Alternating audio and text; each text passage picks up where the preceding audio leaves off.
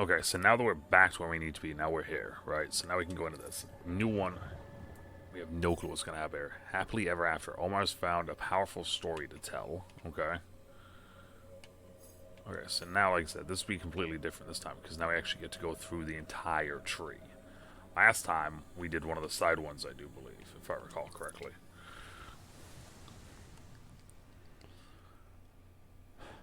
The Naiads.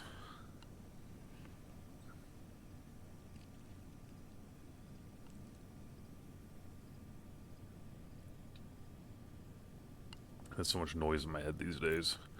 Ursula's MK lawsuit, the aspirations urging me to choose a heart, the potential futures laid out before me like a board game. Everyone else is nervous too.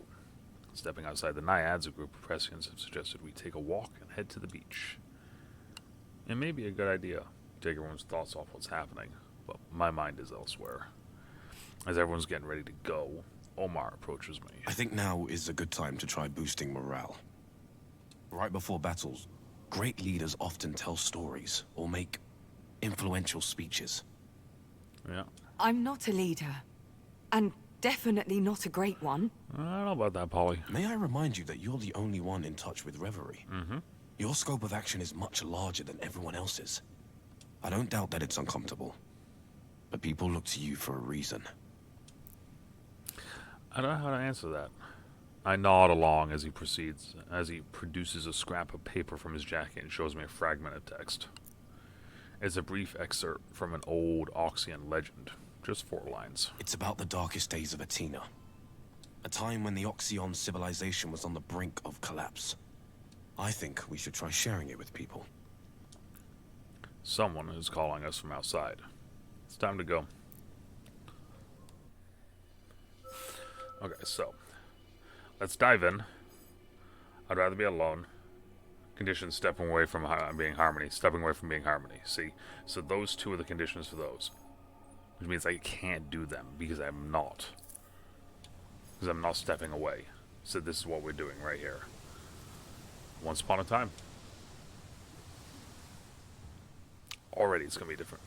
By the time we step outside, the crowd has begun to drift towards the beach. It's gratifying seeing everyone together after all this happened.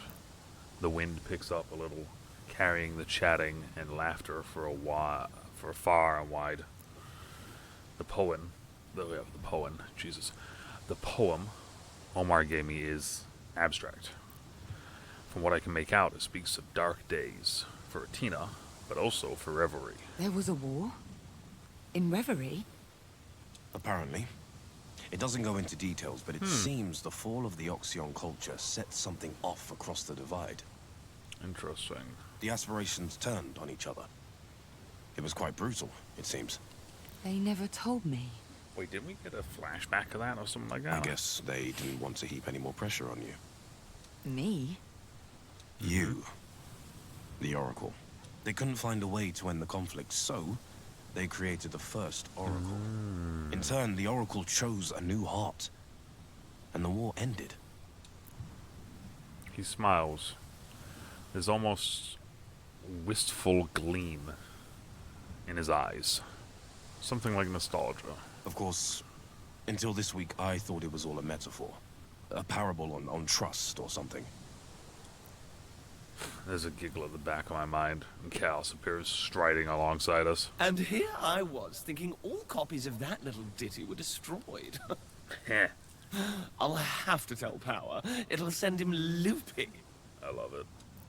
Omar sighs, gently plucks the paper from my hand and reads. It ends with the aspirations vowing to help Athena in return for the Oracle's aid. Sounds familiar. I see what you're doing. Me? Maybe it would do everyone some good. To hear that what we're going through has happened before. And that everything turned out okay. That's why stories exist, right? Community. A way to share experiences and to shape the collective imagination. To inspire. Okay. We've reached the beach. There's a good amount of people here. It's easy to forget how many there are at the Naiads, with all its rooms and hidey holes. But, spread out before us, Yeah, that's a lot of people. You coming? Yeah. Just give me a minute. I take his hand and pull the Oxyon poem loose. I think I'm going to go straight to the source on this one. He huffs in playful jealousy before removing his loafers and setting out across the sand. Come on. I know you're there. Oh, no fair. You cheated. All those powers of yours. It's adorable. Oracle? Comes with a title. You were listening? Only a bit. Well, a lot. I love Bliss. Want to tell me about it? Bliss is hilarious. I don't know. The others might get all moody. They don't like talking about it. It's all ancient history this, and water under the bridge that. I look across the beach. There are a few fires going now, but there's a sense of restlessness, a fidgety tension. The laughter from earlier has ceased. Then again, perhaps a story might not be the worst idea. Yeah, exactly, Bliss. Yeah. Yeah, I think you're right. Time to be inspirational. Alright, intrigued. Okay. There was nothing. Nothing? Really? So I get a Bliss and a Cal shard from that. Let Bond to tell the story. I tried to negotiate a truce. Let power speak. It was foolish to think I would just sit there and wait. Gain a power and truth crystal. And as you guys know, I've said multiple times, I would like to get power, right? But it looks like I need at least 2. 2 or more nodes are required. So what we're going to do is this. We're going to go here first. We're going to go power first. Okay, I can't do this one, apparently. Interesting. So I can't do this one either. So I have to do this one first.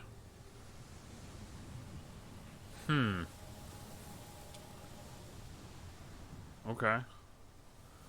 I decided to just roll with it. Play it by ear. With help, of course.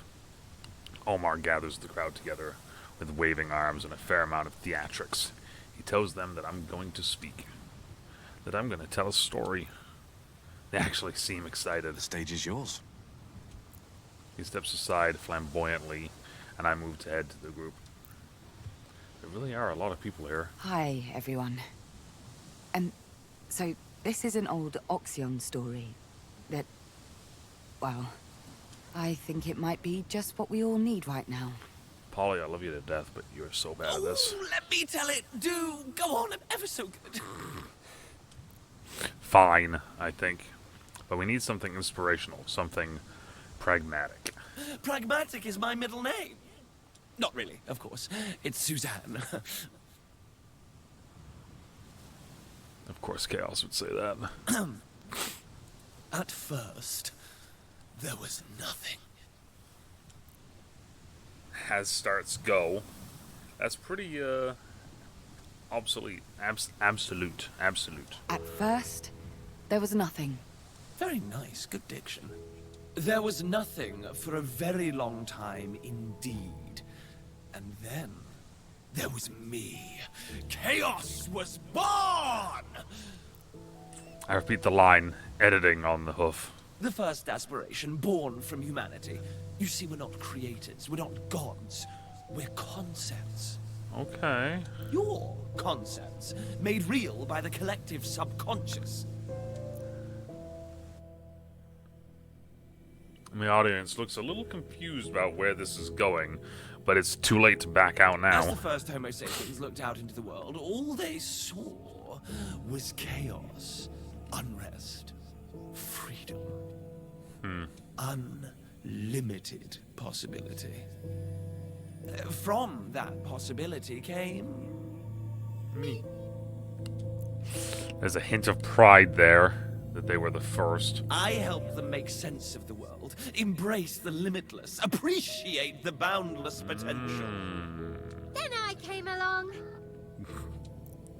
I stumble over my words and restart the sentence and rephrase Bliss's addition to the tale. I taught humanity how amazing community could be. How sticking together made everything a little bit nicer, you know? Interesting. Every time you lot take a new turn, one of us lot is born. Chaos and Bliss, the First aspirations. It's hard to imagine a time when all humanity was freedom and happiness. And for a long time, it was just the two of us, wasn't it, you little gremlin? That's right. I love that so much. Wasn't it, you little gremlin? Yeah, that's right. I was the warm fire after a hunt, or a newborn's first squeal. And I was the growl in the night, the open plain ready to be explored. The crowd are back on board. Some are even leaning in to hear me better. And after that, well, Well, indeed. Things may have gotten a little out of hand. Interesting. The storytelling for this is very intriguing right now. I open my eyes. I hadn't even realized that. I'm closed. Everyone's silent. Everyone's looking at me. Chaos and bliss are there, but so are all the rest. Whose version of the story do I want to tell? We all know. We all know where I'm going with this. I'm not even hesitating. I think of Power first. His version of the story is likely to be the most straightforward and close to the facts. Indeed. It was I who started the War of the Aspirations. Should have seen that coming.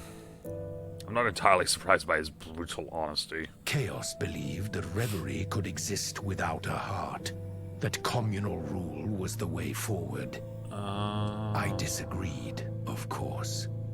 Rather vehemently, as I recall. But I did side with power. We needed order, not anarchy. Our responsibilities to Brittle are too great to gamble on one aspiration's wild flight of fancy. They disagreed with my disagreeing and sent their agents to co-opt my egregor supply. In turn, I sent my armies into their maze to rout them out of hiding. Ah, okay. Armies. You've mentioned those before. The Nuff egregor are able to construct familiars, to split ourselves into 1,000 soldiers, if needs must. It took a great deal of effort, and Chaos's traps took even more. Something about this seems familiar. When I reconnected with Reverie, I saw... Yeah, I was gonna say. thought I saw images very much like that. I was gonna say, I'm pretty sure we saw images of this. Yes. Such actions echo across the ages, becoming forever etched into each of our histories. When we lost connection with Brittle, with our Oracle, we feared such events might repeat themselves. Brittle and Reverie, two sides of the same coin. Reflections seen through a cracked mirror. If we cannot find our balance, neither will Brittle. And vice versa, of course. When we began to fight, so did your kind. Wars, disease, despotic leaders. Athena was engulfed in a flame of our making. Interesting. Or we engulfed by theirs. The truth is a multifaceted thing. But now, MK, the state of Reverie, it's all happening again. Last time, what did you do? How did you stop the collapse? We found an island, the keystone between the two realms. Athena. Yep. And there we chose a mortal to become our conduit. The first Oracle. They were tasked with choosing the new heart. They chose the direction humanity would take. And so here we are again. It all comes down to the Oracle. To me.